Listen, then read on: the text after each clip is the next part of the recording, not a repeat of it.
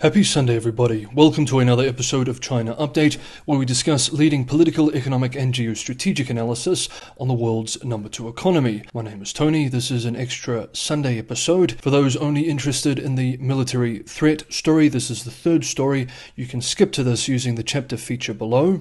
For everyone else, let's jump in. And we begin with updates to the US-China trade war situation. Trade discussions between the United States and China are at a standstill, with US Treasury Secretary Scott Bessent acknowledging that, quote, they are a bit stalled, end quote.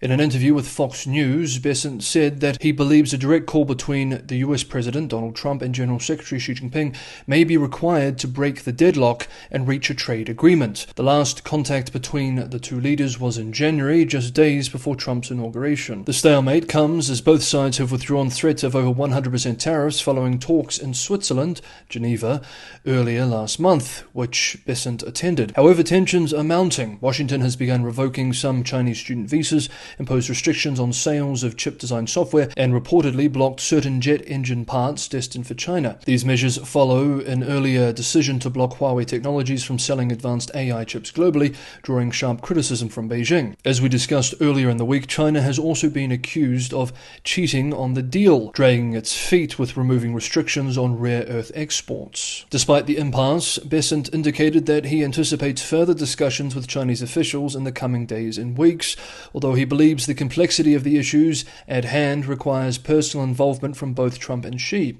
Bessent also mentioned upcoming negotiations with a Japanese delegation in Washington, noting that several large-scale trade deals are nearing completion. Meanwhile, the trade tensions are fueling a frenzy in the global shipping market. Exporters from China to the United States are facing skyrocketing freight rates, driven by a surge in demand and limited capacity. Many also fear that if the trade truce completely collapses, they have a very narrow window to get their goods exported to the US. The Shanghai Shipping Exchange reported its containerized freight index, SCFI, surged by 30.7% in a week to 2,072 points, with shipping rates to the US West Coast jumping 57.9% to $5,172 per 40-foot container, and to the East Coast rising 45.7% to $6,243 per container. The Ningbo Shipping Exchange recorded even steeper spikes, with rates to the US West Coast leaping 89.2% and to the East Coast up 69%. Compared to late April, rates have more than doubled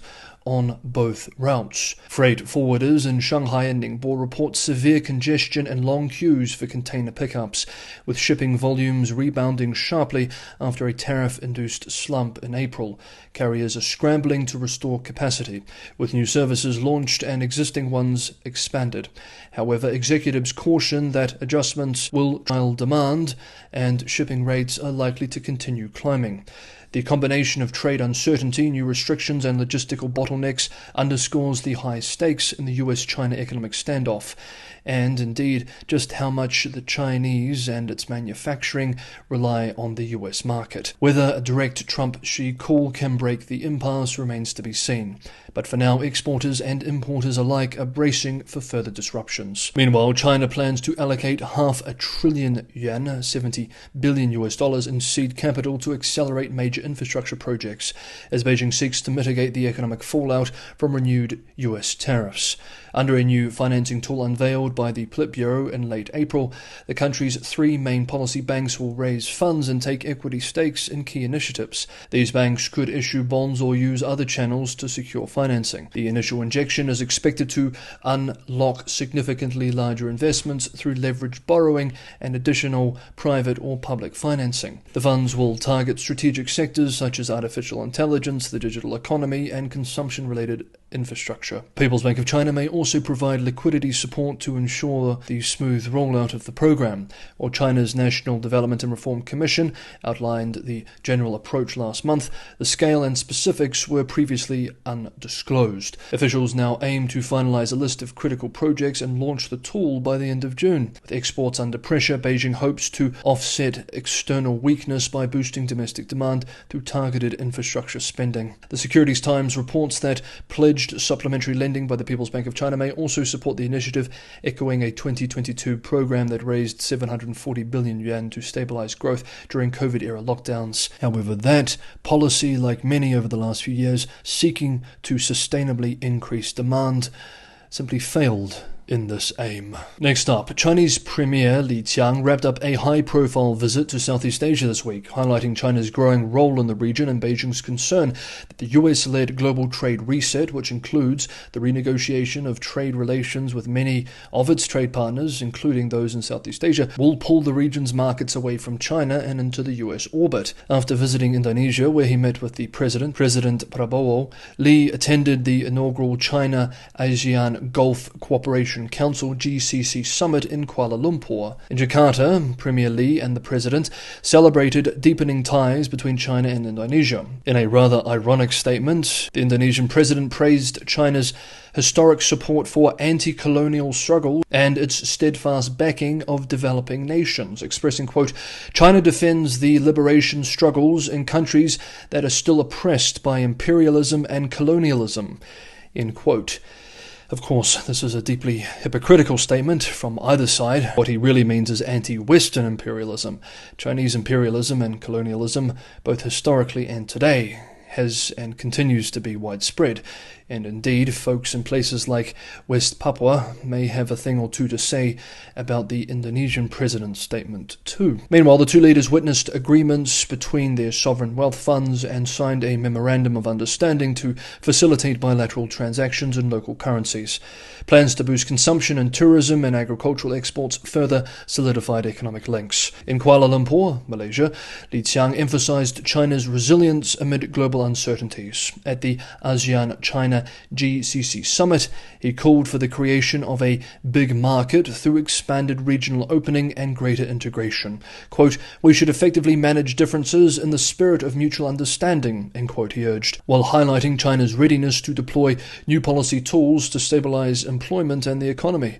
This new platform was seen as a response to the escalating US-China trade tensions and the shifting global landscape. The summit's timing underscores China's proactive engagement with the global south following Xi Jinping's recent tour, calling for an, quote, "Asian family," end quote, in efforts to counterbalance US containment strategies against the PRC. With the conclusion of China-ASEAN Free Trade Area 3.0 negotiations last week, the region's resolve to enhance economic openness appears stronger than ever.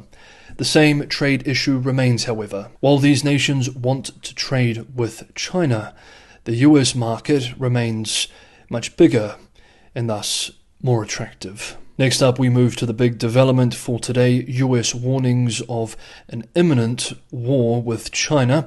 If you want to be on top of all things China going forward, including this emerging risk of conflict between the US-led West and China, make sure you're subscribed to China Update, hit the bell notification icon, and you will be. If you're getting some value from today's episode, don't forget to the like button. And if you would like to help keep China Update financially sustainable, this channel relies primarily on subscriber support. And in the last month, unfortunately, the support has reduced by a staggering 30%. Patreon and Buy Me a Coffee links are in the description below. This is a tremendous help.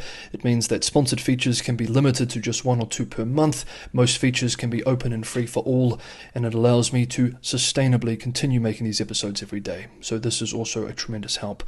Thank you so much, everyone, for the amazing support. Now let's move into part 3 of today's video. The Shangri-La dialogue in Singapore turned into a high-stakes platform for geopolitical tensions this weekend, as US Defense Secretary Pete Hegseth issued a stark warning about China's growing military ambitions. Speaking to defense chiefs from across the Indo-Pacific and Europe, Hegseth described a potential Chinese attack on Taiwan as, quote, imminent, end quote, and called for a concerted boost in regional defense spending to deter Beijing's expansionist aims. Quote, "There is no reason to sugarcoat it," end quote, Hegseth declared.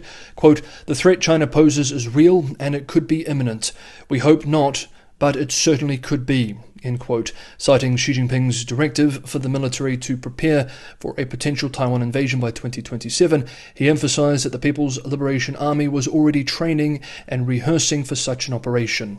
The senior US official's warning was complemented by calls for American allies to increase their military investments. Indeed, many have. Japan has already committed to doubling its defense spending by 2027, and European spending has also greatly increased, though this is more about the threat from Russia than anything in the Asia-Pacific. Highlighting Europe's recent commitments to bolster defense spending amid Russia's invasion of Ukraine, Hegseth urged Indo-Pacific nations to do the same. Quote, "It doesn't make sense for countries in Europe to do that while many key allies in Asia spend less on defense in the face of an even more formidable threat from China," end quote, he said. He also criticized the risks of economic dependence on China, warning that this could limit countries' strategic decision-making in times of crisis. China swiftly rebuked Hegseth's comments. Hu Gangfeng, vice president of China's National Defense University and leader of the Chinese delegation, accused the US of, quote, "fabrications reversing black and white," end quote, and, quote, "destabilizing the Asia-Pacific," end quote.